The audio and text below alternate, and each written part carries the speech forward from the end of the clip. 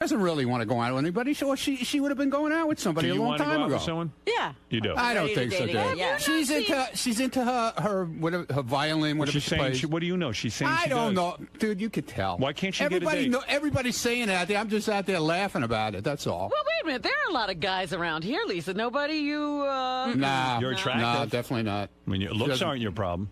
Oh, thank you. But no, not here. You wouldn't date somebody you work with. Is that I haven't met rule? someone that I would even think that way about here, and most people are married. Besides, she has the same lifestyle as you. You know, I mean, you know. Everybody Right. here has the same lifestyle. Yeah, I mean, you know. Well, we all You do can't pretty date much. Mike She doesn't want Ganji? to, you know. Yeah, that's right. That's what I was just yelling about. She's hanging out with Ganji. She's looking for a best friend. Why don't you go out with Ganji? Yeah. Would you be? You mean as a friend? No, Yeah. it's a date. Yeah. Well, it's the same Because thing. I know his type. Oh, You know, Miss Howard TV. right. That's his type. Oh. Yeah, but he's friends with them. He doesn't go out with them. He doesn't have a girlfriend, believe me. Ganji's a good guy. You don't think Mike Portnoy would have a good time Nah. with Lisa? Definitely Why? not. He's a party guy. Yeah. You think he's quiet? He's not. I mean, I hung with him a few times. I hung with him a couple of weeks ago, actually, with Ross when we did that thing for Sirius with the guys who won that contest. And he came into Rick's and hung out with us. And he likes to party. He's a party guy. How late was he there? I don't even know. I don't Probably like remember. 3 in the morning, right? Probably. Yeah. Yeah, Yeah, they don't come home early, these guys. These guys, when you're waking up, they're coming home. I keep hearing the Eddie Murphy song because it's so ridiculous to me. Yeah. You know that I like to Party all the time. These guys love to party all the time. Yeah, I did too when I was 30. Right. I was kept up right with the best of They them. love it. You really did? Yeah, of course I did. I can't see it ever. Of course I did. Well, I I should can't be see the it. same way. Why would I want to be the same way? I don't know. I'm with Lisa on this. I can't see staying up past 10 Every o'clock. once in a while, it's fun. Dude, if you're out there having out partying with those guys, and we had a blast. if you're out there having a good time, why would you want to go home? Okay, I'll tell you what it is with me. Here's the thing. If I'm with a chick already, like I am with Beth, Right. there's no reason No, but to that's go not to what a I'm talking club about. or anything. The only time when I'm on the hunt, as Ralph can tell you, I'm a different guy. Yeah, But right. you but you score and even then that you you went go home home. I score early. as quickly You went as home possible. early. You used to go. I And then I remember bring when you someone into my bed and we bang and we have fun. That's fun to me, sex. Ross and Melissa, who are married, they go to the clubs and they dance. Ross sits there. No, they and don't. They He stand there. sits there and she dances. Yeah, right. They sit there. I don't even think they talk to each other at the club. I don't know what they're doing at the I club. don't What do they understand do the till? club thing either, but I've seen it, and it cracks me up. I will go to a club just so I can come back here and tell you what it's like. No, that if someone can't wants be. to take No, me to a that's club, not No, fun. that's like That's doing a not fun. news story. Yeah, you gotta do. You gotta take the plunge. Right. I'm telling you, I was in Atlantic City with Mike and Ross. It was the greatest time. But what did you do? We ran around. We were at the Borgata. Tell me what the fun All right, was. so first we had dinner. Right. Okay, that's fun. at what time? I think it was early because we were there because Booker was having his birthday party. Okay. So we ate dinner early that evening. Then we went to Booker's birthday party. We stayed there for a good 10 minutes. Right. Because that wasn't Then- fun. Right. Then the guys wanted to gamble, so all the guys split off and went to the tables, and the girls went to one of the bars, and we sat there and drank and told stories and laughed and got hit on by the guys at the bachelor party. And then we came back, rejoined the guys, and we went to another club in the Borgata where they had this band, and everybody was singing along with the band and dancing. And then after that, we went back to the tables. Some people went to breakfast, and it was about 5 o'clock in the morning when we got to bed. See, the thing there that's fun is gambling. See, that's Well, all we for didn't us. do it yeah, for for a girls, long, I don't long understand. time. I could gamble into the night, but the Yeah. fact of the matter is, for the most part, that sounds like torture to me. Like that's just like someone. If they put me in a concentration camp and say you have to stay up all night, that's what that would be. But we'll play some music while we do it. I mean, it's just I don't know. Maybe it's from getting up early all these years. But it was fun Yeah. that night. Yeah. We had a great time. See, it sounds horrible. I wouldn't want to sit and talk to people all night, hear their funny, dumb fucking stories, and I just after a Well, while, it it's wasn't enough. an all-night thing. Dinner was fun because it was like crazy, and the table was, we had 12 people at the table or something. A great conversation. Gives me a headache. Too many then, people. off to the birthday party, saying hello to everybody. Moving out of around. there. I hate that. Then going, the splitting up, the guys going to gamble for a while. I don't know. I don't even annoying. think they gambled for more than an hour. And then So we all annoying. went to a club and listened to some now music. I have a headache. You're so funny. That would drive me Get crazy. And even last week, I met the girls for drinks before the McCartney thing. Then we did the McCartney thing. Then we went out to dinner. I didn't get Oh, home until my 3 God. o'clock that night. You're Wow, what'd kidding you me. do for dinner? Saturday night? Spice Market. Yeah. Oh, that's And fun. you're not yawning the whole time? You're not ready for bed? No. No? Wow. Ah, shut up. I'm just jealous. Spice Market's fun. I've been there. Yeah, So you that's had a fun cool there. place. Yes, I did. But Robin Well, has you're done home this. by 9. Robin's done a whole 180 where she has this lifestyle now, and I guess it does give her a lot of energy. She goes out and parties. I mean, but So, like, what did you eat at Spice Market? Steamed broccoli or steamed cauliflower? I didn't have steamed anything. I had whatever vegetables they serve at Spice Market. Oh. And pick it there's out of the sticky dumpster. rice. Pick it out of the Stinky rice? We have no food left. Get it out of the dumpster. Coconut rice. Give me some of that stinking rice and give me some vegetables. Serve it to the nut at table 4. sell it to the 34 at 4. Crazy. What? Yeah, but I want to know what. All right, Lisa, what is What would- Ronnie? Thank you. I don't. So What she's. would entail fun at a party? Like, if There's Lisa's a- at a party, what's fun there? What do you do at a party that's fun? What does anyone do? I don't know. Stand around, talk. Right. You know. That's partying to you. Artie should come What to the is partying? come to a cookie party one year. That's what- well, that's you know. fun for her. Well, partying when I was in my 20s and early 30s in New York meant, What? getting Doing coke. blow. She's not going to do blow. Right, but I'm saying, but she never was like that. No. So what's the... Look, she's a cookie nice party. girl. If you Yeah. wanted it, listen, if I was Mike, this is the way I'd look at life. You find a nice girl, you want to spend time with her, if they're attracted to each other. Well, nobody's yeah. going to have your lifestyle, Well, Howard. I'm telling you what they should have if they're Oh. together. If you really want to be with someone, you do things together. You don't have to share every interest. You go to movies, you whatever it is, you hang out. And if you enjoy her conversation, you think that she's a reasonable person, you have a fun time together. But these guys, they're looking for parties. They're looking for the 3 in the morning. If that's what he's looking for, then you're not the girl. Right. It's not. You need someone to hang around with you. You couldn't till do 3 in the that morning. at all, huh? No. No, I'm not talking to you. I'm talking to Lisa. No, I'm You answering for really- Lisa. You really enjoy Mike. You're looking at the clock the whole time? Yeah. No. I've been with Mike. I'm looking at the clock the whole time. Never. But, it would you never. know, with it would the- never work. With Never. this shift, your eyes No. do No get way. a little droopy, just like, Yeah. Ronnie's right. It would I'm right. never work. And Ross is actually right. It won't work. All right. There's a lot of opinions All right, going on so- about Lisa out there that she hasn't been out really since 1973. All right. I thought there might be a match, but what do I know? Never happened, dude. Okay. No way. You're Thanks, going Ron. to have to think of someone else, Howard. All right. I'll get to work on it. I could match her up with a lot of good guys, but most of them are married. Yeah, that You won't are the work. worst. But they would go out with her. Why not? These guys would definitely go out with her. And they want to be done early, too, because they got to get home. Yeah, they got to get home to their wives. Yeah. You need a married man. Yeah. You kind of do.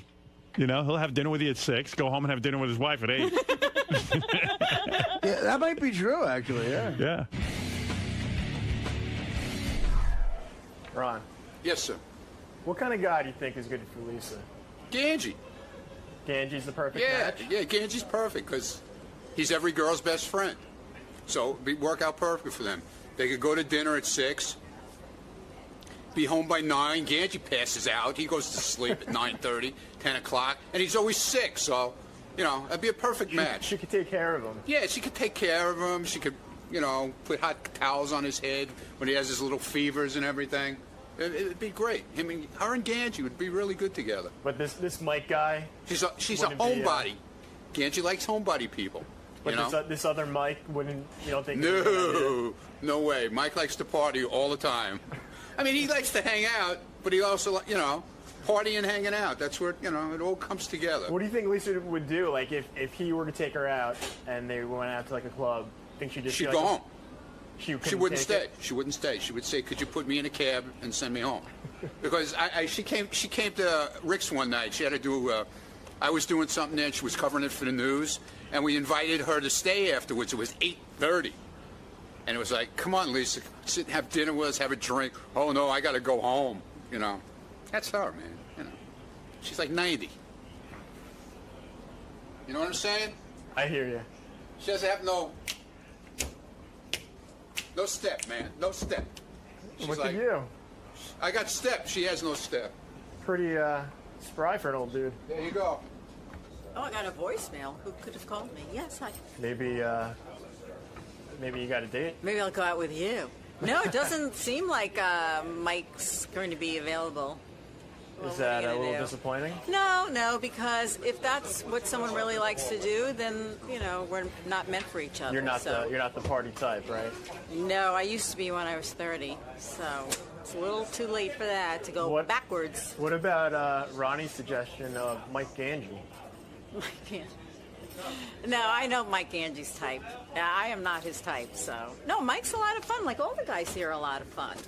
But I think of them more in a brotherly way, so. That's a story to be continued. What exactly, what type of guy are you looking for? What would be good for you? Someone like Howard. We have the same hours, so. It's hard to pinpoint it really is, but someone who works hard and someone who also appreciates what I do. You have to appreciate each other, and that's what Beth and Howard do. They really appreciate one another and they respect each other. She likes to jog, he jogs, he goes to bed early, she goes to bed early. So that's Let the truth be heard. Someone like Howard. That's right. What's the bad with that? The truth be heard. He's jealous because I didn't say Ronnie. Yeah, I'm jealous. Yeah, I'm jealous. Yeah, I'm really jealous. Yes, you What are. am I jealous of? Then why'd you just say that? Because you always say that Howard's Howard's not the guy that you fawn over that TV No, I don't screen. fawn over him. Oh, you do. Come on, give me a I'm watching the break. screen. No, you fawn all jealous over it. that you're not like him. I'm not jealous. You're not the king of all media. Then I why are don't you wanna saying be the something king in of front all- of? I don't Then wanna why be are the you king of saying all something media. in front of a TV camera, Ronnie? If you don't care. Because we're all making comments about Right, this. that's Everybody's right, and you making don't comments care. about it. That's right.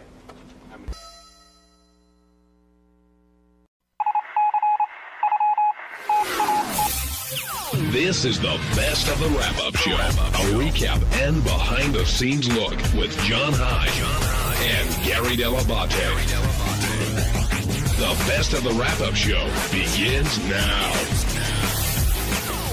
Whoa. Stop the clock. On Tuesday's wrap-up show, I dish all the details on what happened when me and Ronnie went to Vegas and how he came up with his new catchphrase. You don't want to miss it. Check it out.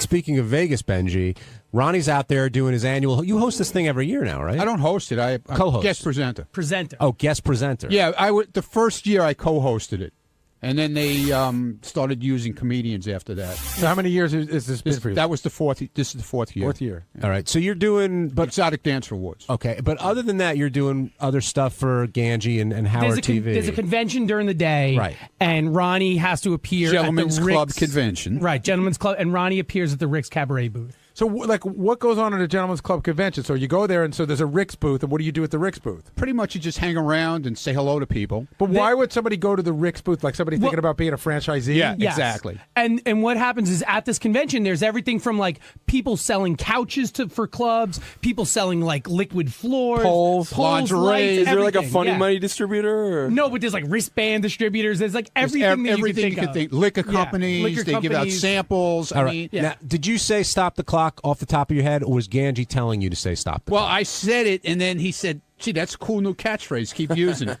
But Ronnie, okay, at that point, But he right? used it Hold on, multiple but times. But hold on, all right. I've used it before. Hold on. At that point, Okay. because I don't know what your relationship with Ganji is. Do you stop and you go, wait a minute? Ganji told me that's good.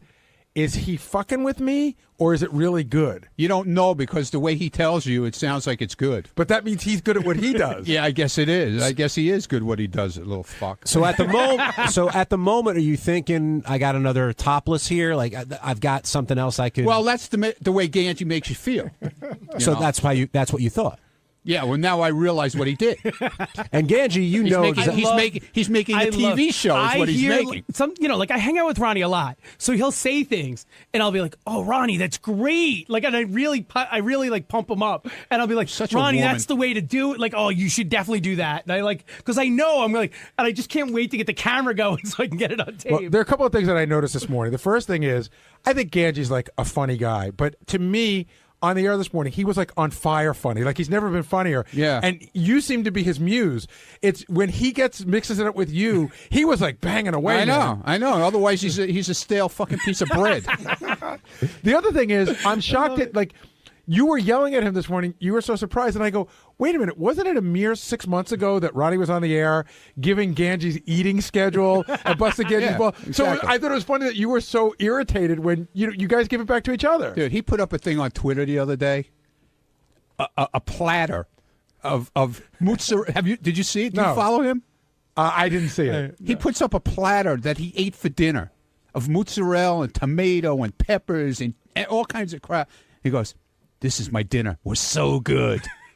This huge platter. He ate this whole thing by himself. So you're saying that platter's his hot chick of the week? Yeah, that's his hot chick of the week. Believe me. Let's get back to whoa, stop the clock. Whoa, stop the clock. And that was my favorite part of this whole thing was I, by accident, just said stop the clock at one point, just goofing around. And he goes, no.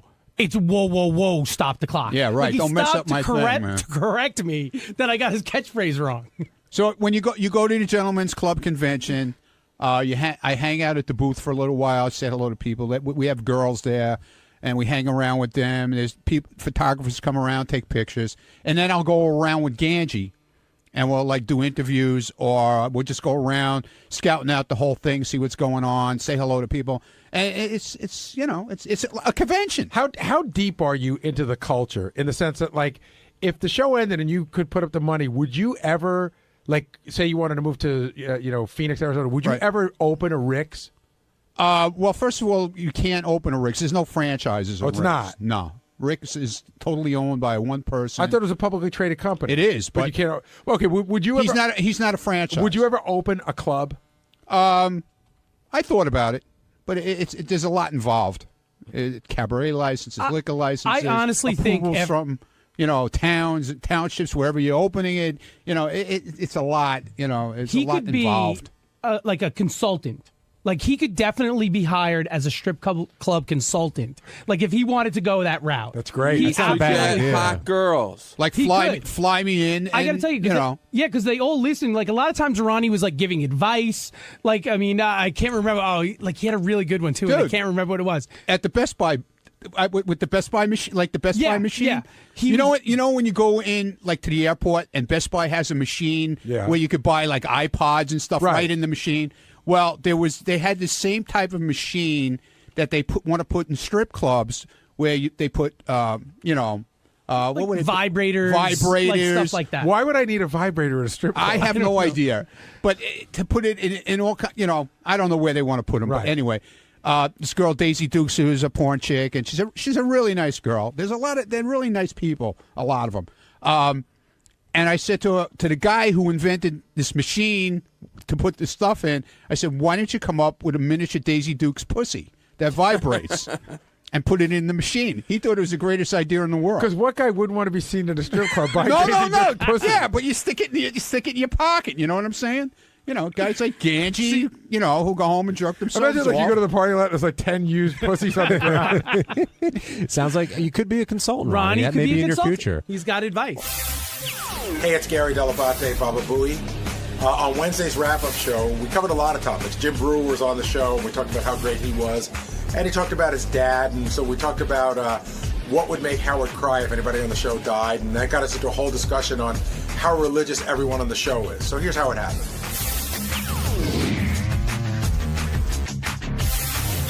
Today, stopping by again, friend of the show, longtime friend of the show now, I guess, Jim Brewer. And Brewer always has stories, and he always has the energy and the family stuff. But the Steve-O thing today just took it up another notch. Well, not only did he have the impersonation down right, but he had the words and the phrasing down right. And I'll tell you, the one part of when he told the story about him being with him in London and they're going to set his hair on fire and there's nobody there. This is one thing that Steve-O does all the time. I go, Steve, please don't do it. He goes, dude, I've done it 1,000,000 times. That's his line. But, of course, he's done it like once or never. Now, I also thought it was interesting, speaking of the London thing, that Jim had the attitude of, not Steve-O isn't a comedian. He understood what Steve-O brings to the table, one in the audience, but also in entertainment. And it seems like other comedians would say, well, he's not a comedian. And there's an attitude that Jim just doesn't have. Yeah, and if you get caught up in that, then you could just play with a bunch of comedians. Maybe not in front of anybody. Now, the interview started with Howard saying that he loves Jim's book because it has it in the bathroom and he refers to it all the time, so he knows it very well. Do you take that as a compliment when someone tells you that they have your book in the bathroom? Absolutely. Yeah, it means they like it. Listen, even if it's in the bathroom and no one reads it, it means they want to read it. And it represents you, like when other people come to your bathroom. That's true. I remember one time we went to Jackie's bathroom and we saw there was a book that was in the bathroom that was the funniest book. It was something, I don't know whether Nancy left it there on purpose, but the book was Coping with an Alcoholic. So when you go to somebody's bathroom, you look at the books and you try to read into what the hell's going on. Of course. Now, Jim is now moving his dad in because his mother was beating up his father. But Jim's relationship with his dad, he's talked about it a few times on the show now. I mean, do you know anyone else who takes care of their family, both their parents and their kids, the way that Jim does? He really, when I met him, I just thought he was a funny guy, and he's sort of this wild, insane comedian. But from reading the book, and I even talked to him off the air a lot about his dad, he's really one of the most loving people I've ever met. I watched the trailer for that movie. If you go to Jim Brewer's website, you can see the trailer for the movie he's talking about. And it's funny because he's totally breaking his father's balls, but you can see it's out of love. Yeah. And then there's parts you can see even in the trailer where it's got to be a lot of love. Like he's got to change his father's diaper and all that other stuff. And a lot of other people would say, I can't handle this. I got a wife and a family. I could put my dad in a place where he could be treated, just as well, but he wants to do it. I mean, along those lines, early in the show, Howard played the clips of Jimmy Kimmel crying when he's talking about Uncle Frank, and Howard's like, I'm just not, I wish I could be that way, but I'm just not that way. And Brewer and his dedication he shows, to his father, and I think Shuley was asking people in the back, like, what could drive Howard to actually cry on the air? The only thing I could think of is like maybe if Robin died, because there's such a close bond between them. I said, if I died, I think Howard would be really sad, but I don't think he would cry. Fred, I don't think he would cry, but I think Robin maybe would make cry. But yeah, it's just not, when he tells those stories about his family, and you see it a lot in even your friends. Now that we're, I'm 50 and I see my friends and their parents, and you see how much of them comes from that. It's just who he is. I remember one time, I think he started to, or you could definitely hear when he announced his divorce, or around that period. Yeah, he almost cried on the 60 Minutes piece when he went to his old neighborhood. Yeah. I don't remember that. That was another one. And there was something else recently that happened in the last year or two where it looked like he was going there. It might have even been when he did an interview. And I remember they joked about that he was about to go there, and whoever was interviewing him sort of switched gears, so he was lucky that he didn't. Well, he was on the new CNN guy. You're talking about Piers Morgan? I can't remember. It was one of those shows. And by the way, just to digress for 2 seconds, Uncle Frank on Jimmy's show, one of the nicest guys I ever met. I mean, huge fan of our show, nicest guy in the world. And I said to Howard, like, to me, it's a testament to Jimmy that how awesome it is that you get your own show and you can take your favorite uncle and put him on and put him in sketches and have him be funny. It wasn't like a pity thing that Frank was on. He was funny. No, Jimmy involves a bunch of his family on his show, and you could tell. I know you could put them on because they're in your family. You could put them on because they're entertaining and funny, and Uncle Frank certainly was that. But you could tell how Jimmy feels about his family and the closest there. Whereas when you hear Howard, I think Howard is extremely close with his father and his mother, even though his dad's very standoffish with certain things emotionally, and his mom's his mom. But I want, unfortunately, and I hope it doesn't happen anytime soon, but his folks are getting older, and if he loses one of them, I think that's going to hit him real hard. I agree. So I said his parents or Robin. I did say when I got interviewed by Shuley, like his parents. But, even watching the trailer from the Brewer movie, like, and I wrote about this in my book. I had the same thing with my father. My father and I, and Jim Brewer says the same thing, we never told each other we loved each other. I never said, Dad, I love you. Well, I probably did, but my father didn't say it back to me. But I never for a second doubted my father's love. It just was, World War II veteran. It's just not his way to say that, and that's just how people can be.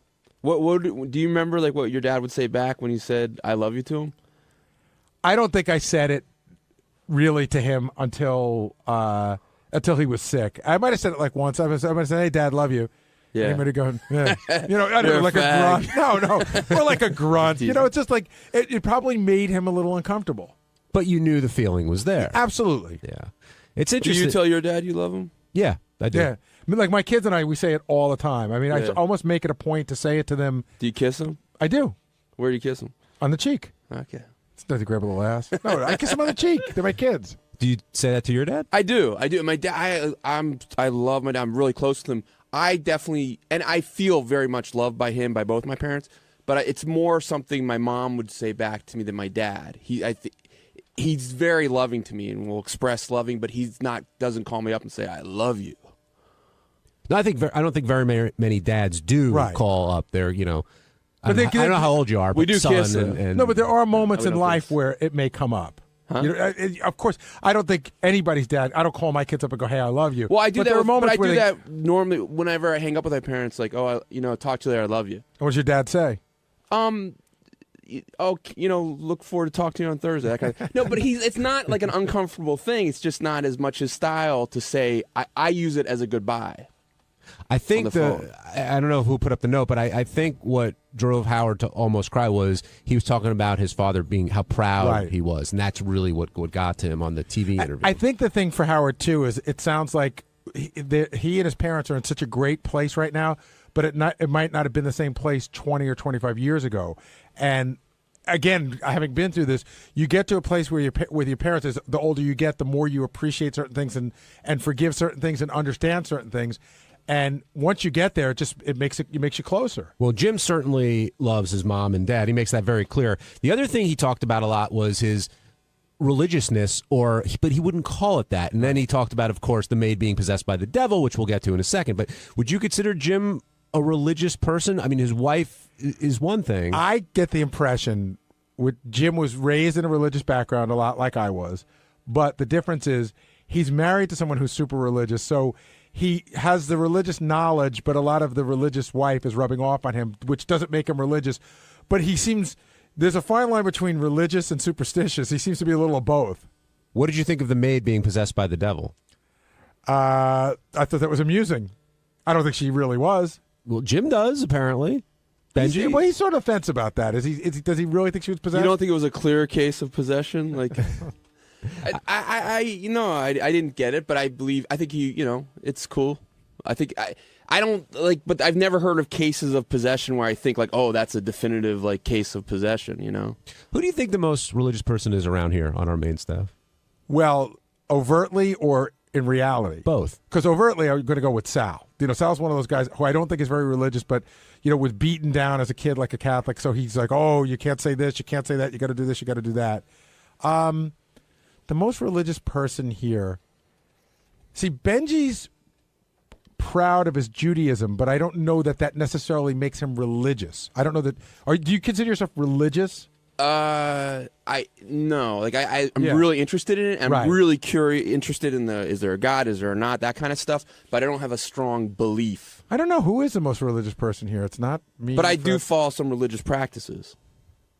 I don't know. My vote would be overtly or covertly. My vote's for Sal. I mean, Sal is the only person who he's talked about it before, his beliefs. If it's, I'm real curious because he's so strong opinion about stuff, and I would think he was Steve Brandano.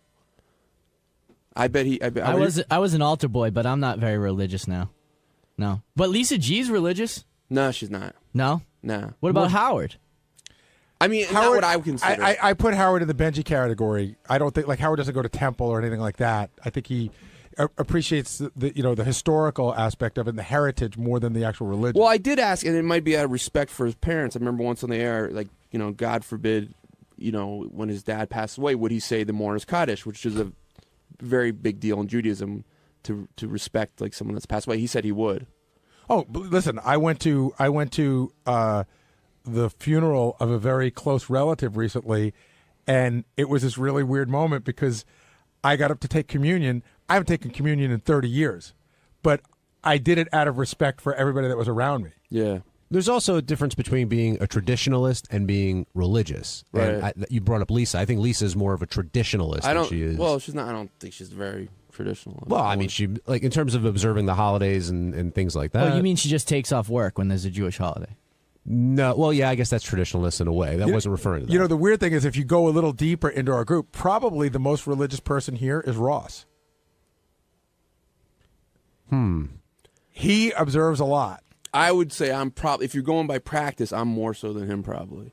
When do you ever practice? I for the most part, like I don't eat milk with meat. I'm vegetarian now anyway, mostly. But I wouldn't eat before that. I wouldn't eat milk with meat. I wouldn't eat pork. I wouldn't eat shellfish. Dan and Philly, you're on the wrap-up show. Hey, how you doing, guys? Hey, Dan, what's first, up? I think Scott the Pace is probably one of the biggest religious nuts. Well, we don't even know what religion is he. He says he's 1/16 Jewish.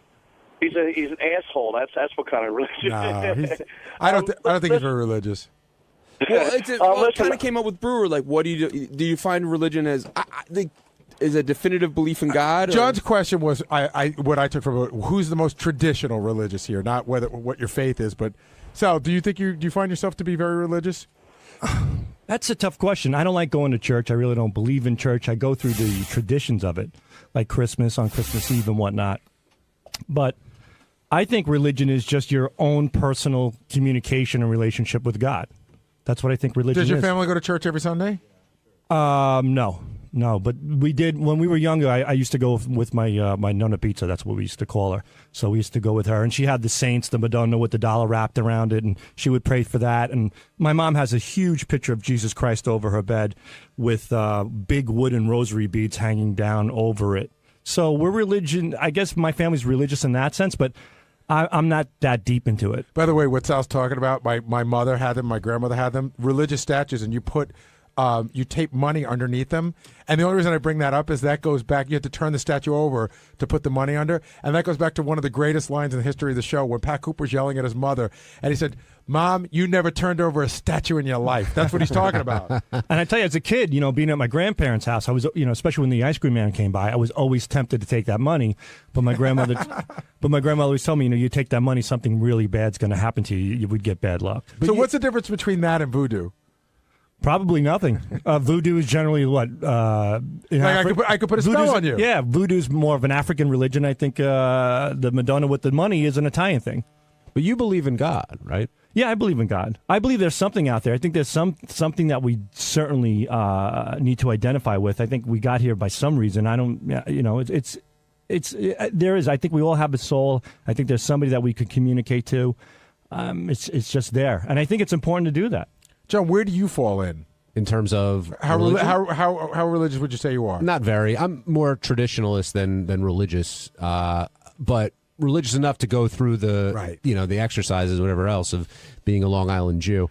My friend used to call it a revolving door Jew. Yes, because you go in for those 2 holidays. Well, I don't even go in for the holidays anymore because I felt a little hypocritical about it. But now, by setting an example for my kids and all that stuff, I still do. Wait, that's interesting. Why? If it's not important to you, do you feel it's important to set an example for your kids to do it? I set the example to my kids that if you don't believe in it and you go, that's disingenuous. You're better off going when you feel like you need to be there. My wife feels that you should go. Oh, wait. So you're saying you don't go to show your kids? I didn't go before, but now I go. But wait, but you're saying that you should go if you believe in it. Right. But how's that setting the example for your kids if you don't believe it? Because I made the point for a number of years. Oh, so then, now and then we all talked about it, and they said it would mean a lot. We if just you like your came, company. Okay. And I said, okay, I'll go. Okay. And complain about it the whole time, which is what a lot of Jews do, actually. I think Catholics too. Don't worry. Yeah, we do, big time. On Thursday's wrap-up show, we were talking a lot about Robin and her laughing at Howard when Howard talked about getting in touch with the Weatherman. And then we moved on to Mad Dog Russo, but I saw Howard pop up on the screen, and he wanted to clarify why he got in touch with that weatherman and just didn't understand why Robin was laughing at him. So naturally, we talked to Howard, we gave our own opinions, and here's how it all went.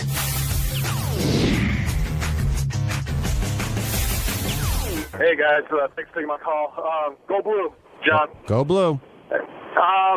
It really came across on the radio that Howard was pissed off at Robin when she just started laughing, but I cannot blame Robin because I just thought it was really cumbersome the way that Howard was explaining that he had basically his own personal weatherman tweeting to him, and it was hilarious. I was laughing along with Robin, and just it seemed like the weatherman was like maybe wanted to have some kind of contact with Howard and Beth, that he had this inside track that he was giving inside information, which was all known to publicly anyways. But it was really funny, and I think like Howard said, after he put in perspective with Mike, with Mad Dog and Mike, and so that it should be water on the bridge and not taken with a grain of salt. I think the thing that pushed it over the edge wasn't Robin's initial laughing; it was her continued laughing, uncontrollable laughing, and later uncontrollable laughing. And then you heard Howard's voice turn and explain, what was going on with the weatherman. There. I also thought it was interesting. It's one of the handful of times I can remember tension like that between Robin and Howard, at least that I was aware of it. First of all, Robin has a personal captain, so I don't know why she's yelling at Howard for having a personal weatherman. But I also think, again, the way Howard told the story today makes a lot of sense. It was somebody that Beth followed on Twitter, so they became Twitter friends. In the age of Twitter, you become quote-unquote friendly with people a lot easier. Like, I became friendly with ESPN's Matthew Berry on Twitter, and I sometimes email him for fantasy, news or updates or something. And I don't consider him my personal fantasy guru. I don't think Robin would laugh if I said, "Oh, I emailed this guy for fantasy stuff." So I don't know why it's so funny. No, actually, I think they were actually already friends. Right. And what Howard said, yeah, they were friends before. He said, "Oh, hey, follow my Twitter. It's good for me to follow." Right. If you were friends with a guy who was a weatherman and there was a big thing going on, you thought you might have you had to evacuate, as for instance, and you might have information an hour early. Why wouldn't you take it? I've called the Yankees before because I have some friends that work over there, and they're always monitoring the weather for games. I can see Robin's point of view a little bit because it's a little bit like you're like, okay, come on, I know what you're saying on TV, but tell me the truth. Like, what's really going on? Right. Like they're doing. But I can see like that you really do like. Okay, I'm specifically like right here. What do you think? I would ask, wouldn't you? Yes. Brian in Ohio, you're on the wrap-up show. Hey, guys. You guys just talked about exactly what I was going to say, but I just thought it was so ridiculous that, didn't you guys notice that Howard changed his story as Robin kept laughing? And it got from, we wanted to know what the weather was like, so we called the Sam Champion, and then it was, wait a minute, we didn't call him, he called us. It wasn't Sam Champion, but go ahead. Oh, I'm sorry. It's it was okay. Somebody else. I can't remember. John Bolaris. Anyway, but didn't you notice that it changed to, okay, we just ended up following him on Twitter, and that's how we found out? No, that's not what they said. He said the way the whole conversation started was this guy, was it Bolaris, John Bolaris? I guess he's friends with Beth and Howard, and he said to Beth, "Oh, can you follow me on Twitter?" Like maybe he called her up, said, because I'm doing all these hurricane updates on it. Okay, I don't know. It just seemed like his story started changing the more uncomfortable he got, and that made for such great radio. I was dying.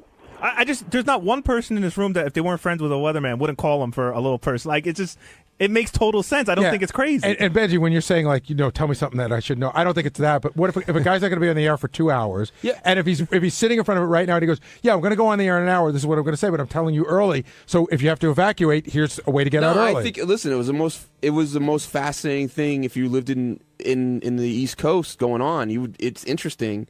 It was an interesting Every thing to ask channel about. on TV had constant. You couldn't watch anything else but storm coverage. Yeah, but you don't know. So there's no I got to reason. tell you, some of those people I don't trust. They're lying. The weathermen are lying to you. No, I think in my mind, and I know I'm crazy for saying this, some weathermen are better than others, but they're probably all the same. And I also think, if I had a friend that was a weatherman and I called him, what I would be hoping to hear is, "Look, dude, the storm looks like it's going away. We're still hyping it up for the ratings, but don't worry so much about it." That's what I'm looking for. Here's my thinking. I think Sam Champion is very believable. The reason is he's been on the air for 20 years. If he sucked as a weatherman, they would have fired him already. So he must know what he's talking about. So and what I'm saying is ridiculous. Dr. Frank Field was your guy. Absolutely. Yeah. Growing up, Dr. Frank Field was a legend.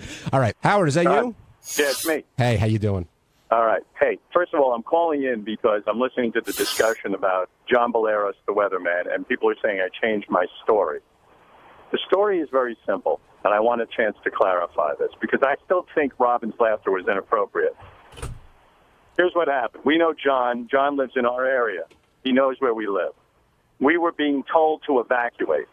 I said to Beth, I think it's ridiculous. Based on the weather information I'm getting, I think we should stay where we are. Not going to move 3 cats and a dog. It's ridiculous. We're staying, and our neighbors are staying. So I told her that. She's friends with John and said that she was talking to John and said, "Oh, we're staying." He said, "Hey, can I speak to you guys about that because I want to tell you something." He called and said, or Beth called him, I don't remember which it was. But in any case, they had a discussion in front of me where they said, "Hey, Howard thinks we should stay." And he said, "I really don't think that's a good idea. And here's why. Because of what the tides are going to be and this and that and the other thing, that it's going to be, crazy and there could be flooding and all of this." And so he advised us that my decision was not accurate. that it probably should leave. Now, what the fuck is so funny about that? I got to say, what you just said to me made total sense, and I'm not being a kiss ass, because we were agreeing with you. I'm not looking for a personal weather forecast. I made a decision to stay. He heard about it. I didn't tell him my decision, but he said, hey, I hear your decision. Look, I'm a professional weatherman, and I know the area because I live there. And I'm telling you, it could potentially be a lot worse than you're imagining. That makes sense. I think He's a friend who was concerned. I think Robin heard it as we talked to our own personal weatherman, and that's why we decided to do what we did. I think that's the way she heard I don't it. even really know John as a weatherman. In fact, he had to tell me what he did for a living. I'm not familiar with the local Philly market, and he, in fact, had said to Beth, why don't you follow me on Twitter? I'm doing all these hurricane reports. And so she's a friend, and she said, I'll follow him on Twitter. So I don't know. I mean, listen, why would that be funny? I think Robin laughed way too long. Yes. And I didn't understand it. Would it be? I'm not angry with her. Would it be fair to say you were irritated?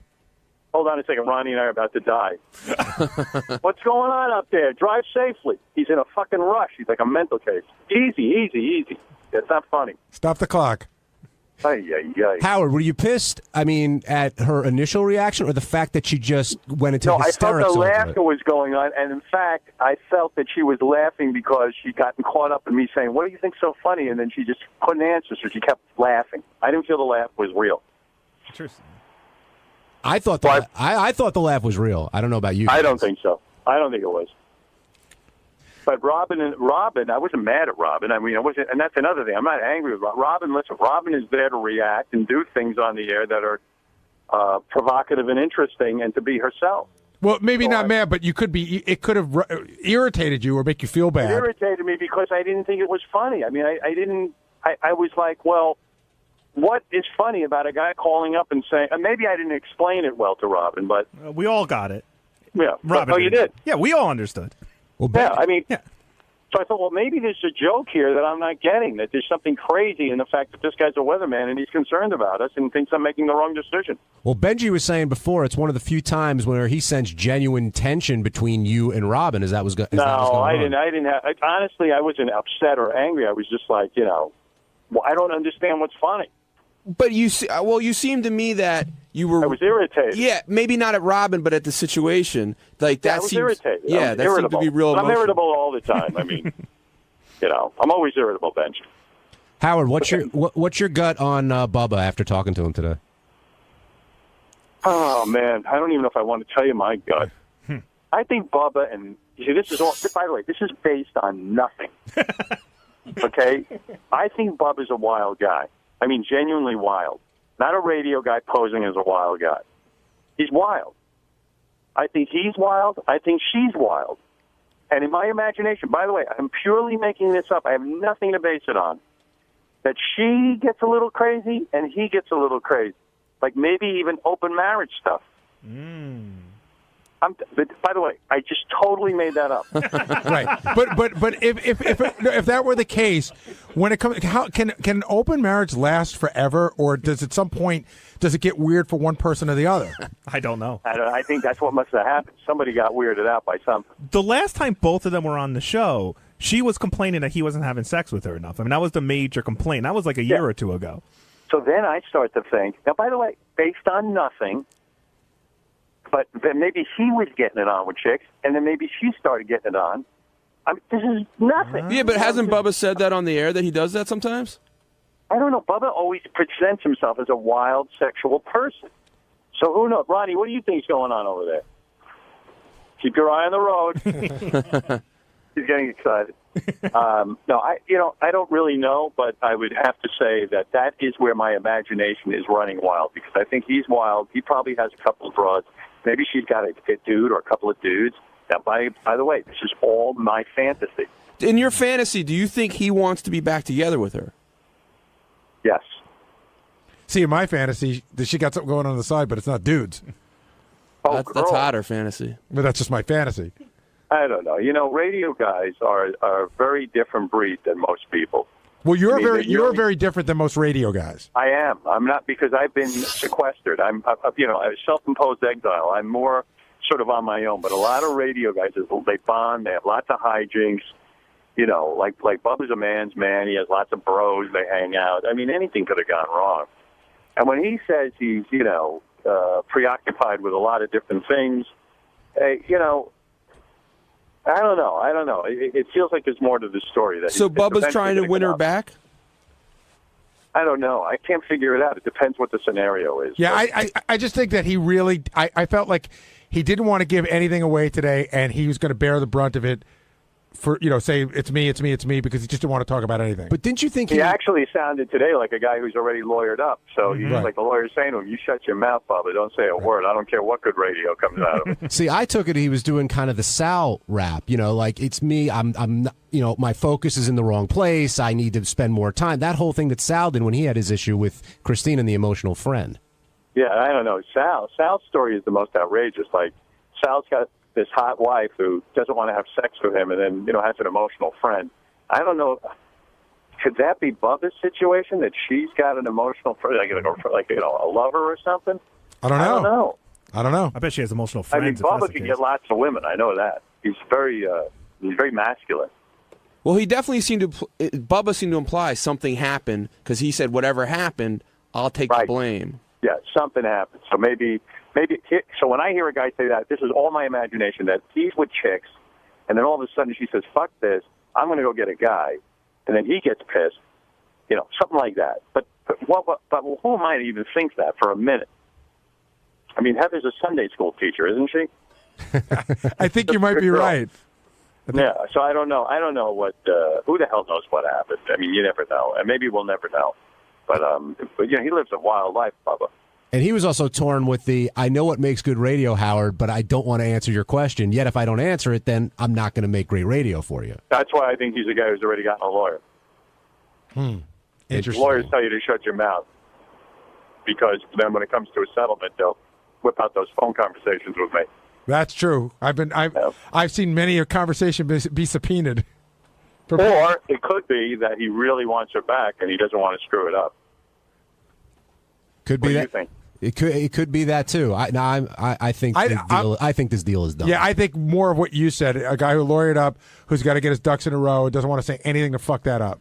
Hey, Howard, She seems like, by the way, a really nice girl too. So, in my heart of hearts, I'm being honest now, that I really do hope Bubba patches it up with her and they have a nice, long, wonderful, loving relationship. Because divorce, especially with kids involved, is maybe the worst thing. It just explodes a family. And don't forget, Heather's been raising his son with him, and he's been involved with her daughter. So, it's just the worst thing in the world. And also, you really do. I don't think people value their marriages enough. Like, when you have someone who really has your back and things are going great, it can really be the most valuable relationship, ever in your whole life. There's nothing more valuable than that. So I hope they work it, because I like Bubba and I'd like to see him have some peace in his life. Howard, I'm curious, like, if you talk to Bubba off the air, does that make it really hard for you then to discuss it on the air because now you know something? Yes, I don't want to know anything. I'd rather sit here with you guys and be in the dark and make my conjecture. It's so funny. We just had a guest offered to us today, and the guest wanted 10 minutes alone with Howard before they came in there. I was like, I'm not interested in that. No, I won't do that. That would be worse than anything. Yes, I agree. Yeah, because then what's the point? Whatever that guest was going to tell me, and I'm not going to mention her name, but if that guest had something to tell me in private, that's the whole time I'm interviewing them. I'm going to be thinking about that. I'm going to go. I know I'm going to ask her about it. So are you still going to reach out to Bubba, or are you going to avoid that because this is kind of a fun issue to talk about? No, I will reach out to Bubba, actually. Although, from what I hear, you can't even get in touch with Bubba. He's a top secret guy. But Howard said to Bubba point blank today, he's like, I'll tell you it off the air. And Howard's like, no, I don't care. I want to hear it now. I would actually be worried if he told me off the air anything confidential, because if I accident, people tell me so many things, and I'm on the air doing a free association on the air, 4 or 5 hours sometimes, that sometimes I forget what I'm not supposed to say. Howard, that's funny because it was like 2 weeks ago. I told you something during the break, and I said, not for the air. And it luckily wasn't a big thing, and you came back and you said it, and John Hines started laughing. He goes, didn't you just say to Howard during the break, not for the air? And then you said Let me tell you something. I have no memory. I have no idea that I'm not supposed to say that on the air. I'm not doing it to defy anyone or to mess anyone up. I literally do not. When you're on the air, when I'm on the air, I swear to you this is true. I listen to the replays because I don't even know what I said. I don't know half the time what I'm saying. I don't remember it. It's not a scripted program. So, it's like just coming out of me. I'm almost listening to the show as it's happening. It's not how much time would I have to sit there and really analyze what I'm saying? I don't have any. Howard, one last question, then I'll let you go. Was Steve Leeds waiting outside your door when you left today? No. Steve wasn't. I love Steve. Steve's a good man, but waiting outside my door is really uncomfortable because if you listen to a conversation. And if you listen to the show, which he does every day, that's like on the 10 Commandments of things not to do. People don't believe that applies when it comes to them. That's true. I swear to you, remember we were saying on the air how Tim always gets me right after the show? Uh-huh. Tim came up to me today, and he goes, "You're not angry with me?" I go, "Of course not." He goes, I have to come up to you after the show.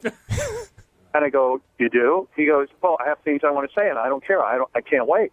But I go, "Tim," and I got uncomfortable. I said, "Well, yeah, of course, It's like Tim doesn't think it applies to him. No matter how many times have we had this discussion with Tim?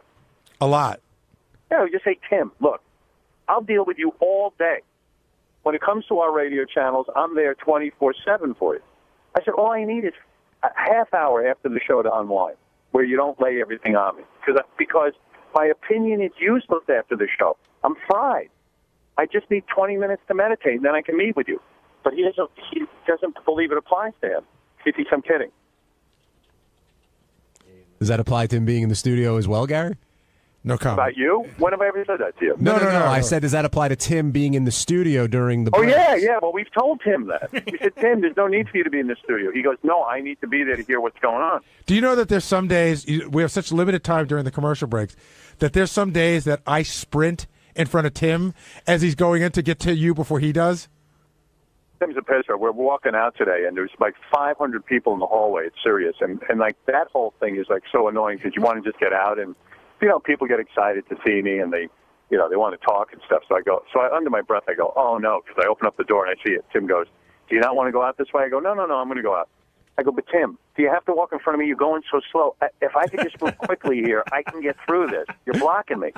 It's like you got to move out of my way. Oh, man. So, but I love Tim. Listen, let me tell you about Tim.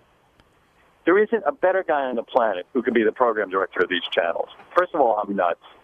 He deals with me beautifully. He manages the place fantastically. People actually like him. And he works his ass off. I couldn't be more grateful for him. So, the idea that Tim bothers me right after the show sometimes, in a way, I like his exuberance, too. You know what I mean? It's sort of a mixed bag because if he wasn't that exuberant, he wouldn't be that good as a program manager. I really do mean that. We all love Tim. We do. No, Tim's a great guy. He really is. And he works so hard for us. And he really is the man. He's the man. He's the man. All right, Howard, I'll let you go. Thanks for clearing up. I hope you feel like you cleared up the whole weatherman. I feel I did. I feel I needed to defend myself. And never let a woman who has her own private captain make fun of you for having a private. I heard that point. I like that point. Thank you. This is the best of the wrap-up show. A recap and behind-the-scenes look with John High and Gary Dell'Abate. The best of the wrap-up show begins now.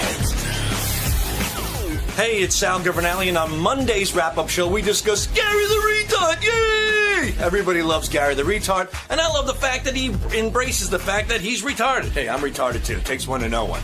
We also discussed my feelings on certain handicaps, like people who are deaf. How I have a soft spot for them. Though there are some times that I personally wish I was deaf myself. But that's another story. So check it out. Sal Governale is now joining us, and I wanted to compliment you, Sal, on a nice job you did during that whole Gary the Retard segment. Oh, thank you, John. Very nice of you. Now, I'm not going to go out on a limb here, but I will guess that you had no idea who Carrie Ann Inaba was. I thought it was Carrie Ann and Arbor. I thought it was like a Captain and Tennille type of thing. Can I give you a little insight into how Carrie Ann and Arbor. This is so great. Howard goes, "Let's talk to Carrie Ann and Arbor." And Sal's running down the hallway, and he goes, "Who's Carrie Ann Arbor?" And we go, "She's on Dancing with the Stars." And he goes, "Okay." And he runs into the studio. I had no idea. So did you think you were doing two people? Like what? Well, I shouted it. I go, "Who the hell's Carrie Ann and Arbor?" I thought it was a singing group or something. And Gary goes, she sings on whatever. She's on whatever it is. So I walked in, and I had no idea she was Asian as well, right? So she's Asian. She's on one of these talent shows. Dancing with the Stars. Right, and that was primarily it.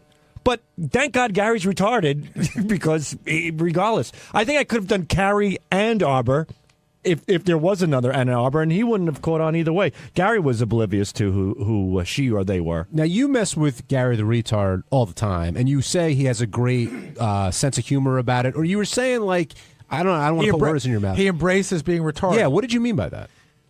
Exactly that. Like Gary, yes, Gary is retarded. Gary has an extremely, extremely low IQ, but Gary is also aware of it. He has the ability to recognize things, and he loves that he's Gary the retard. Everybody has a niche at something, and Gary's niche is being the lovable, fun retard, and I think we live in a society where we pity these people. I think it's almost like that attitude that certain people have against, let's say, for example, like Michael Stivic from All in the Family was a liberal, and he would pity African Americans, and that was more insulting than what Archie Bunker would do, which would be an ignorant stance. I think it's the same thing with Gary. When you pity a retard, I think it's very insulting.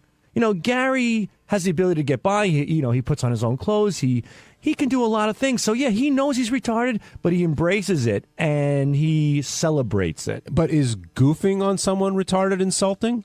Yes, it is, to a certain degree, but Gary, in some odd way, gets it. Like, look, I'll goof on Gary for his teeth, but just because he's smarter than Gary the retard doesn't necessarily mean he can't take the joke. Gary has the ability to take the joke, and I think embrace it to a certain degree. As long as it's not mean-spirited. Do you think Gary oftentimes knows it's a joke?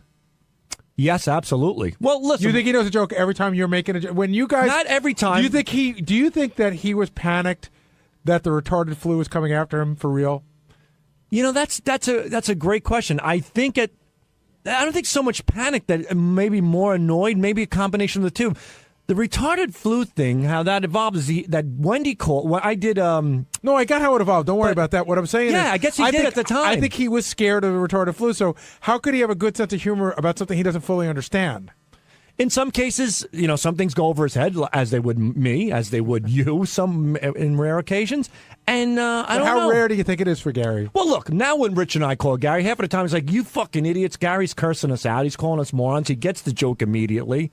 90% of the time, he gets the joke, and he's funny because he'll give it right back to us. So I just wonder if you saying that he gets it, he's one of the guys, is just a way for you to feel better about yourself. No, I think he gets it to a certain degree. He knows he's Gary the retard. He's proud of being Gary the retard. We did a prank call where Rich and I called as a nurse and a doctor, and we gave him good news that he's no longer retarded, and he was upset about that. So, yeah, I mean,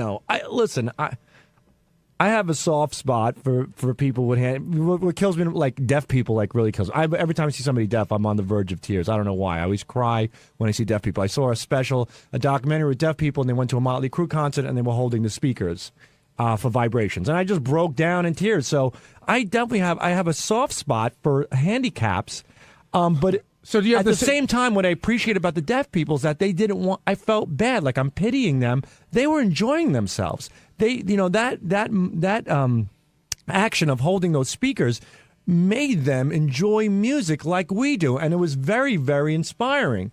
And I think that's the same thing with Gary. It's like, you have to know how far, in any capacity with any person, how far you can push it. Well, you talk about that you have a lot of empathy for handicapped people.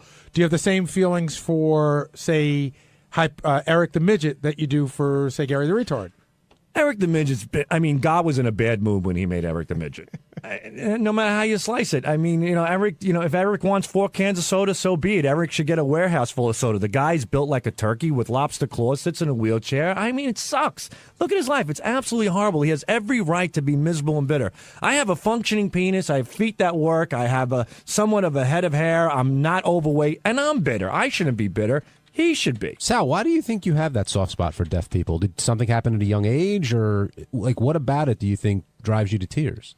I have no idea. It's just that. You know why? Because I love music so much, and when you see somebody who's been denied that gift, it's so heartbreaking. It really is. And being blind. I mean, I really think we take it for granted. But you're right now. You're pitying those people. Well, it upsets me. I'm not pitying them, but like. But you're like, in a oh sense, my God. You got that weird tone of voice that pity people get. Yeah, I do. You do. Yeah, to a certain degree. I mean, I feel bad. I mean, I wish they can enjoy what we enjoy. But I'm not saying that's a bad thing. I know. You feel for them, but I can't figure out. You were saying, like, it's a good thing not to pity a guy like Gary the Retard, but then you were pitying the other people, so I can't figure out where you're coming from. Well, it's not. Yeah, what makes you pity one but not the other? Okay. That's a good question. I have to think about that. Thank you. First of all, if you have a heart, you would feel bad for anybody with any certain type of handicap. And I do feel, I mean, it sucks that Gary is retarded. But the beautiful thing about Gary the Retard is that he makes me realize that, hey, even though he has this affliction, he embraces it and it doesn't get in the way. Same way like Marty the Midget, who's a phenomenal wrestler. It's inspiring in a way, that's all. It doesn't mean that I don't feel bad. It sucks. I mean, if I had a retarded child, I would feel horrible. And when you see people who are mentally challenged, you feel terrible about it. But Gary, to me, the fact that Gary gets a kick out of it and he's embraced it and he makes it entertaining is great. I think what Sal's saying, deaf people need to become like Harry the Hearing Impaired, like get like a moniker. Is that how you feel? I don't even know what the hell a moniker is. Alan, it's a thing Jewish people wear during the holidays. Well, that's a yarmulke. Alan, you're on the wrap-up show. Hey, I just wanted to say, Gary's been good on the show when you guys aren't picking on him. Remember when they took him to the strip club? I mean, that tape was great.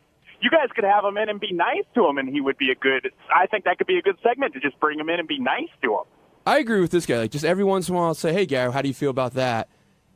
Yeah. I think visually and orally. I like him as a judge. I always said that. I like Gary as a judge for any contest because not only is everything the same thing, but he's so funny to me that he's so nice. He would never say that anybody sucks at anything. Right. And I think that's funny. But when Howard was going through all the bit ideas, and there were plenty of ideas, he was just like, you know what, we're just not going to do it this time. Did that decision surprise you, Gary?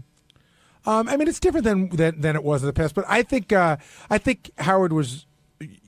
Gary really was panicked when we sent it to the moon. He's like, get me off the moon. He was scared. I know, and I think we felt a little bad about that. Now, Sal, why do you think he was scared with that? Because it was a rocket ship the size of a fucking mailbox. Even, I think Gary was in there for a brief moment, Gary Delabate, and he almost shit in his pants. I mean, that thing was pretty scary. I'm claustrophobic. I would never go in there. But do you guys think, like what Sal said, do you think he was really scared that he was on another planet, Yes. or not a planetary body, and not just like the confined area? No, he was scared that he was on another planet. I really do believe that. I think it's great. I mean, that's Wait, funny. Did you not get that? I think he's sort of like Sal. I think he doesn't 100% get what we're doing all the time, but I think he gets that he's playing along. Hey, it's Gary Delabate. On Tuesday's wrap-up show, we did something we swore we'd never do again. We dove into the Benji vortex, starting with Lisa G coming in and talking about how disappointed she was in Benji's behavior, how he had changed, and with me accusing Benji of crowbarring in plugs and just being a plug machine, which he did not take too well. Here's what happened.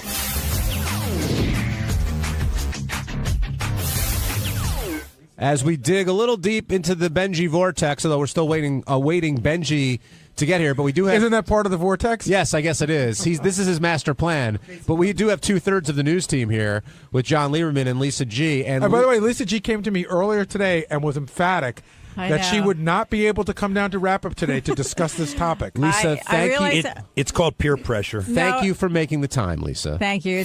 I got a late start today with some interviews I was doing, and I just thought I couldn't have time, but it's important, and I'm making time, and I'm glad I'm here. Well, Lisa, I was shocked to hear that your bias prevented you from covering this story. I wanted to go cover it, and my news director, Brad Driver, didn't think it would be the best idea. Why? Because it's hard for me to answer. I think everyone feels I'm too emotionally involved. I felt I could have done a fair job, but I understand. Are you feuding with Elisa? No, I'm not. Was she feuding with you? John would know better. He's interviewed Well, you her. would know, Lisa. Let's be honest. There's not a chick in the world that doesn't know if another chick's giving you Look, shit. if Lisa has said, and Lisa, I don't want to put words in your mouth, but Lisa has said that she thinks Elisa may be using Benji or not have his best interests at heart, I can understand why Elisa may be upset with that. I think she heard a comment I said, and that upset her. The bottom line is Benji's doing what he wants to do, and that's upsetting to me because I liked him the way he used to be, and I feel that when she says jump, he jumps. So it's not against her. It's probably more so against Benji. To me, he has turned into a hamster. He looks like a hamster. He's acting like a hamster. Like, oh my God, Lisa, and what can I do for her like that? And so that's upsetting to me. I liked him the way he used to be. Gary, this sounds like a jealous woman. No, I'm not jealous. That's what it sounds like. Why is it jealous? Because that's naive. Why can't It's people? But why can't people change? Pet names like hamster? And the other thing I'm is, not giving him a pet name. I'm criticizing the way he looks and he acts. if you were in a relationship with a guy, right, you would probably change a little bit. You just do because you people adapt to each other. We all do. Right. So then I have to accept that this is what makes him happy. It's similar to, you've got kids, having a kid, maybe not liking her boyfriend so much, but realizing this is her choice. We'll So cross that that's the bridge when way we it come is. to it. Right. So But- that's what I'm going through. Benji, it's all about you right now. I just walked in, so I don't know what's been said. Well, we were talking about Lisa was saying how she feels, and Lisa, you say so. I don't want to put words in your mouth. That it's upsetting to me that the way you've changed, that I liked you the way you were before. And I'm not the only one who has said that, but this is your choice. So it's my issue. I need to accept it. Okay, so this happens a lot around here. People just kind of make labels. How have I changed? I feel that when Elisa says jump, you jump. And you I want me watched to that, and I watched that video of the two of you in your apartment, and you take off your hat, and she goes, "Put back that hat," and you put the hat back on, and I'm thinking, "What's wrong with your head?" Lisa's Big deal. theory. Hold on. Lisa's theory was, by the way, because she said to me this morning that you were blowing your image by showing the world your baldness, and Elisa wanted to put that hat back on. Well, I think she thinks, and I do too, that I look a lot better with a hat on, and that. Benji, what's the big deal? What's the big deal? You have a bald spot or whatever it is. Well, I don't know anymore. Well, Elisa, I'm much more. I think. What? I think I'm a more attractive person with a hat. Is there? Well, that, then- but then- that goes way before Elisa. You can play clips of the show when you guys yell at me, and sometimes I do jokingly take off the hat. Benji, are you going to say that you haven't changed since you've been in this relationship at all? Not my personality, I don't think. I've lost some weight, and You changed your look. Not a lot, but a few things. Not a lot. No, not a lot. I So grew a you're- beard at her suggestion. I thought that was you know what I You said. grew a beard, then you colored it, And then you put wore on a platform hat. sneakers. That was my idea to dye the beard. But first of all, I thought that was a good suggestion. I said, I'll try that, and I ended up liking it. And sometimes I shave it when I don't. So I mean, but Lisa, you're saying that I don't know. I don't think my personality's really changed that much. I just don't think. I think that's a BS. Lisa's not the only one upset, Benji, because I was talking to Gary before, and he's having some issues with you lately in terms of what's going on. I feel like that I said this on the news, so I'll say it right to your face. I feel like you're becoming like Jackie, like you're crowbarring in plugs, and I feel like it's become about plugging everything that you do. You don't reel it in at all, and it's getting tedious. And I almost feel like Howard's the sleeping tiger, and you're poking him. One day he's going to get up, and it's just going to go, enough of this shit already. And I'm not sure what the end game is like. Like if it was for something, like is this song really super important to you? Like super important on a level that you're going to go all in with your plugs, because you can't plug like this forever. I don't think. I mean, I don't know how to fight that. You feel that Not way. a fight. No, That's I a mean, I don't know question. how to argue that. What's the question? Is this song the most important thing in my life? In other No. words, I feel like I feel like you're taking whatever you put in the bank as far as goodwill on how much you can plug something, and you're putting it all in on this particular project. I think a lot of things that you guys think I do to seek attention on the show, I'm not. I'm just being myself. But my question is, are you answer what I just said? Everybody, we all know that we have. You're saying your question is, do you still beat your wife? Kind of question. Then that wasn't In what a I sense- said. No, it's that kind of question that it presumes. not. It presumes some guilt. No, it doesn't. I'm saying that you're taking all the goodwill you built up, and you plug day and night. That's that's not bullshit. That's a fact. No, but I don't think I do, Gary. A plug day, and I do plugs on the show that we're given the opportunity to do. You bring it up whenever you can, and you do whatever you can. Wait a second, and you do whatever you can to draw attention to having people talk. It's not an interpretation; it's a fact. Are you talking about the writing on the hands, Gary? At least, and you were very not truthful today. You did say to me off the air yesterday, I thought about taking off, and I thought, why should I do that? I thought about that. The fact, like, I did it for a purpose of that. Hey, this is something like when I want to look at, I can look at it and it'll help me learn the lyrics. And then right before I got in work yesterday, I was like, fuck, you know what? They're gonna give me shit. They're gonna say, because they always think I'm doing shit for attention. Right. And I'm like, because they think that, maybe I should wash it, even though that wasn't the reason I put it on there. But I said, you know, fuck that. It's something I would do for a purpose, not for the attention. I'm not going to just change things so they don't think I'm seeking attention. That's what I said. And I think that you took part of that, but you didn't take the full thing. Well, I think you said, I thought of their feelings, and I thought of my feelings, and my feelings were way more important than what their feelings are. That's what I'm hearing. No. But that's what you're saying. No. I'm saying that you would have listened to me clearly. I heard you. Okay. I heard everything you said. You thought I did it for a certain purpose. I said, that's not the purpose I did it. But it hit me before I got here that you would think that. But I said, you know what? What I'm doing is not a bad thing, and I did it for another purpose. I'm not going to change it because... I'll give you that you did it for whatever purpose you want. Say you didn't do it for the purpose of getting on the air. I'll give you that. But you realized that it was going to be a distraction, and you said distraction... How is it a distraction? Well, Benji, don't be fucking stupid. Don't that bullshit about... Of course it's a distraction. Everybody fucking noticed it and handed Howard a note. It's weird. You're fucking writing on your hands. It's odd, and everybody noticed it. Don't act like it's not weird or a distraction. I don't think it's that weird or that much of a distraction. But see, that's your move on everything. I don't know what I don't know who that guy is over there. I've never seen him before in my life. When we know that's you know John who it is. Lieberman. I'm just saying that's your move. Your move is you don't know anything till you need to know. All right. I don't think you're being truthful there, Benji. Give me a lie detector test. No, about the words. Everybody noticed it. Like, maybe that wasn't your purpose, right? But you're kidding yourself. If anybody walked in here and did that, people are going to notice. That's the nature of the show. If I did, you'd write Howard a note. There's something weird on Gary's hands. Well, it's, you would. Even with the hickeys, and then you write a joke about it. And he came in with the hickeys too, you know. And I mean, nobody else. I agree with that too. I think that's part of a whole sort of passive aggressive thing. Right. Notice me. Right. Maybe you should remake that song. All right. Notice me, notice me. Here's a question, Gary. Now you booked Elisa to start with. Yes. Do you regret opening up this whole can of worms? Absolutely not. I thought that was a great... Benji pitched this idea. I love the premise of what it was. I love that we got to meet her. And I'm even glad that they're a couple. I don't regret that for a second. That was a funny bit. John in Pennsylvania, you're on the wrap-up show. Who, John? Hey, John. Hey, John. How you doing? Gary, why do you care? Why do you give him such a hard time? Because I think that we're all held accountable here, and Benji sometimes thinks he isn't. I mean, it's like yesterday, Sal. I mean, you have a unique way of just twisting words around and making them both look like douchebags. Well, what did I do to Sal yesterday? Yesterday, when he was talking about the blind guy, and you just have a weird way of just twisting it around to make it seem like, like they're assholes. Sal said yesterday that Gary the retard is really happy being a retard. He's really embraced it, and that's his niche in life. So I questioned that. And if you think that's a problem, maybe you should question your niche in life. Gary the retard. Now, Gary, don't get me wrong. You're amazing at what you do. You just have an odd way. And Benji, but what's odd about it? Sal said something stupid that maybe you didn't hear it as stupid, but a lot of us did. John and I looked at each other right away. Go, what the hell is that? So we explore that. John, do you think Gary's picking on Benji unfairly?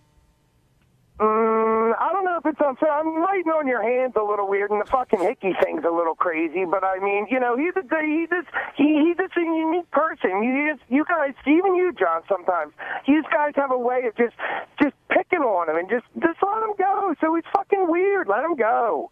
God, I just don't get it. Benji, I'm on your side, buddy. Thank you, man. I think everybody here, for the most part, does let Benji go. And I agree. Beforehand, we said we're happy that him and Elisa are in a relationship, but I know Lisa and others are concerned that he's being used, and I don't think that's a crazy assumption to make. I hope it's not the case, and Benji, you're the only one, and maybe even if you are, you're still enjoying the time with her, and that's great. Lisa said something interesting the other day, though. What I talk 24 hours about it. All day long. Yeah, and that's all we have to hear all day. She really is. It's like in the cop movies where the chief says, "You're too close to the case. You're off the case." Like, it's the same thing. So the other day she said something about, how he's kind of changing, and she said it's as if your son starts acting weird. Like she put him in the context of like her No, kid. I just said Well, no. I at just least said that I to have John. a revelation to make. No, I said that to John. The It's age like when doesn't his work. daughter dates dates a guy that he's not that fond of. So, but that's their choice. So this is Benji's choice.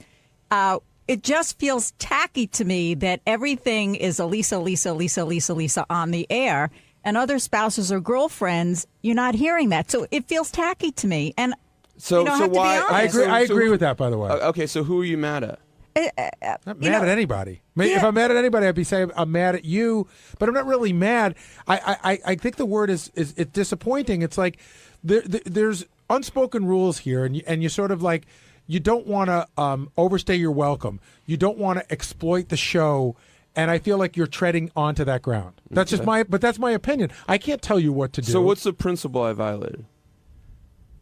The principle that you violated, that you should show some respect for the show, and that when you're constantly plugging, and you say you're not, but you are, no, I'm and you're not. saying that I'm making that up, and I'm not. Benji, So, I'll translate in here. You're using your plugs to plug Elisa's stuff all the time. And it's my stuff too. But you say my plugs at the end of the show? Is that what you're talking about? No, that's total. That's fine. The plugs at the end of the show are fine. It's all the stuff in between to try and get noticed. You come in. You wore like you don't even know that you come in with all this stuff to try to get us to notice you. And there's actually been a movement to not notice you. Whether it's the shirt or the hat or the beard or the lifts or the writing on the hands, and I could go on and on and on. Well, I just I think the lots of times with me, you guys assume things are for a certain reason, and you get mad. But why for would that we assumption. assume that? Benji, you once showed up in African garb and said you came from a tribe. We thought that was a riot. We let you go with that. You do come in to try and be noticed sometimes. It's part of your comedy. Well, that was. But this is a weird. That was for Kalahari Kai, and you know that. I'm saying that it's not like this is without precedent. Were you asking Lisa why she was mad at you before? Yeah.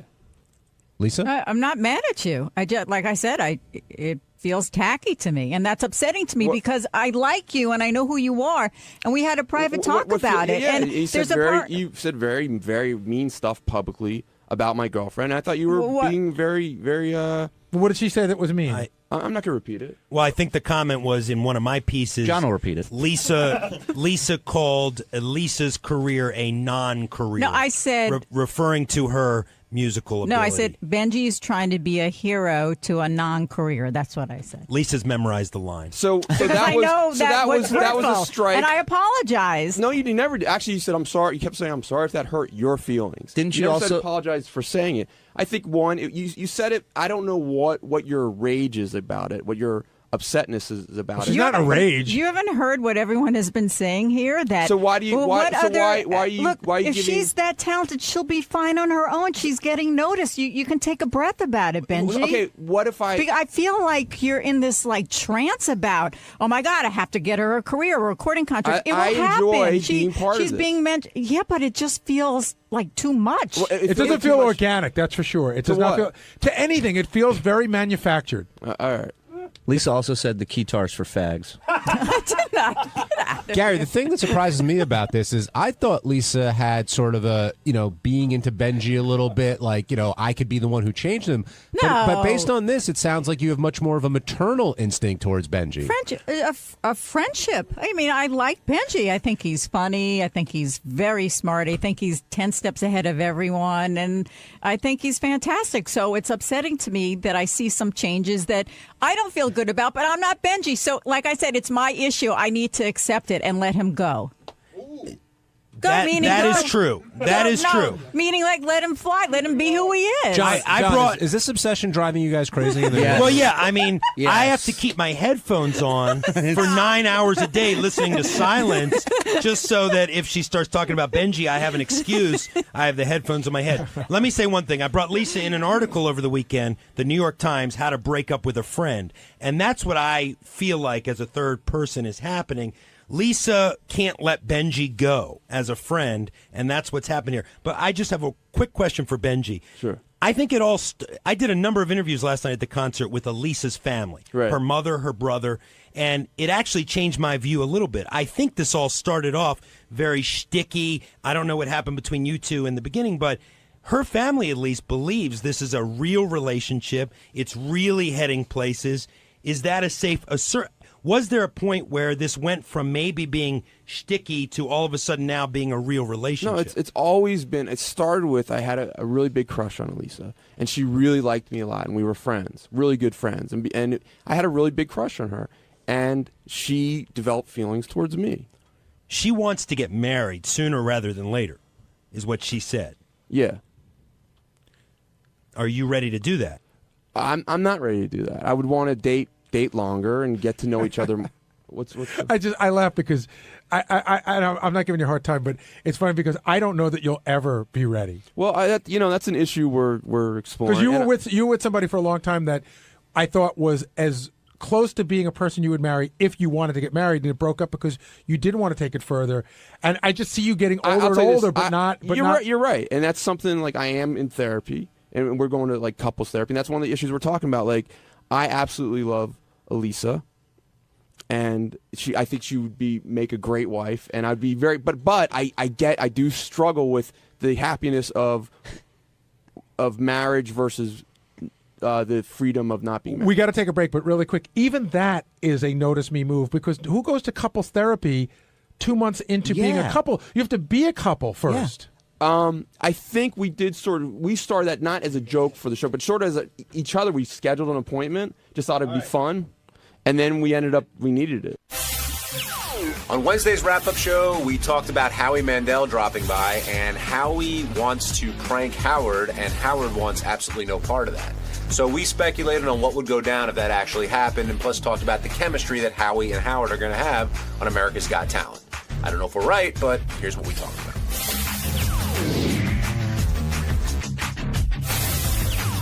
Does Howie think that Howard is avoiding his phone calls? You heard some of that paranoia today, and you can't tell if he's messing with Howard or if he really thinks that he's avoiding him. Yeah, I couldn't understand why. When I sent Howie the number, I said, if you don't get him, just leave a message. And I don't know why he won't leave a message. He said he won't leave a message to an automated type of attendant sort of thing. As opposed to what, an answering machine? I guess. I mean, or a voicemail? I think, to me, I thought what I took out of it, he was concerned I thought that if someone else was getting the message and someone else getting his information. He might think like, well, I'm not positive this is Howard's number. I do that sometimes. Sometimes I'll call a number and it won't say it's the person, and sometimes I just say it's me, but I don't leave my number because if I'm leaving it on the wrong machine, I don't want somebody to have my number. Well, and Howie did say that. He said he left his name because in the beginning it asked you for your name, but he didn't leave anything else and thought Howard got it, but he did. Howard said he didn't. But Howie's also the guy who's telling Howard, relax, take it easy, just enjoy yourself when you're judging America's Got Talent. And I don't know if Howard can do that, Gary. I mean, he says he's going in, he just wants to judge, but after hearing what he's going to go through today, I think it's going to be a difficult task for him. I just hope, partially being a little selfish, but especially for Howard, I just hope it's as good an experience as he wants it to be, because he's doing this because he really wants to do it for the fun of it. And Howie, I love Howie's thing about how, like, I'd go to clubs at night. I've been, he said, I've been, judging people for years. It's not even a job. He said he would sit at home and watch, when he was off, and now he doesn't even consider it a job. I loved his wardrobe request, too, of chainmail and tunics when they asked Howie, when he wants to come on America's Got Talent, because Howie never revealed that he was pranking them. He just said he really wants tunics and put the costume person through that.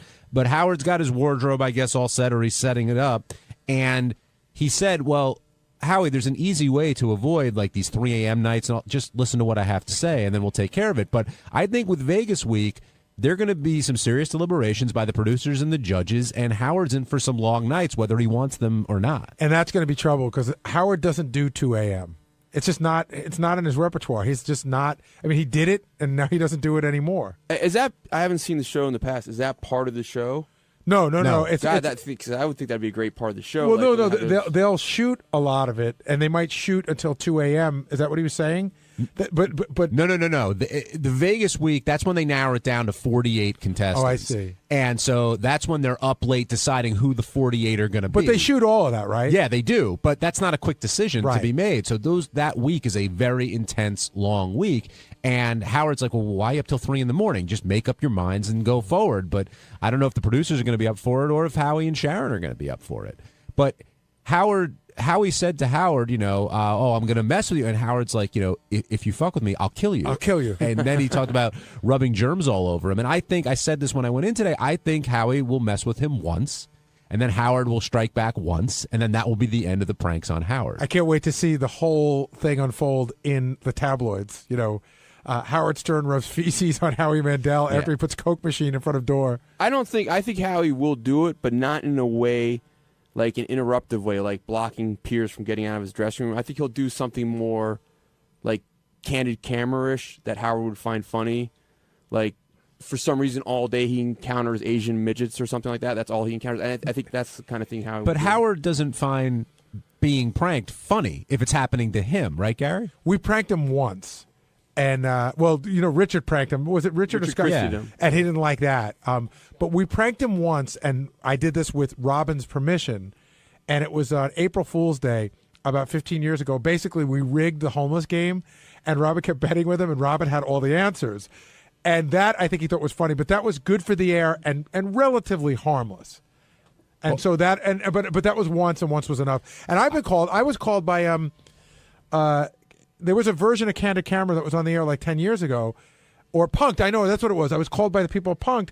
They wanted to punk Howard. They wanted me to help him. I go, you're out of your fucking mind. I remember Scott and Ronnie sending in Langford early to prank Howard, and we all know how that turned out. But can you imagine what would happen if I said to the people at Punked, oh, this is Howard, I said, you don't understand, he doesn't like this. And I said, I can't do this without his agent, but I'm not setting Howard up for a prank. You'd be paying for it for I'd be fired. Years. I'd be fired. Yeah, I think you would be too. Justin in Washington, welcome to the Wrap-Up Show. Hey, how do you think that Howard and his relationship with Howie's going to translate on AGT? Well, I think everything's great now because they both have a lot of respect for each other, but I wonder how it's going to play out when they vehemently disagree with each other. Whether they could do that civilly or Howard could go, Howard says, oh, you're an idiot. I wonder how it's going to play out. I think Howie and Sharon, I know, are both huge fans of Howard and this show. But I also have some backbone, and I think when it gets into it, they're going to be very passionate, and that's going to make for a good show. You don't want everyone to roll over because Howard says that's the way it is. But I don't know. It depends how Howard he's going to treat it very seriously, but how Howie reacts to Howard is going to be, I think, the interesting thing to watch. Yeah, I agree. I mean, I think I've never watched America's Got Talent. I think it's kind of gay to watch America's Got Talent. But look, Howard's going on there. I've been listening to Howard for over 20 years.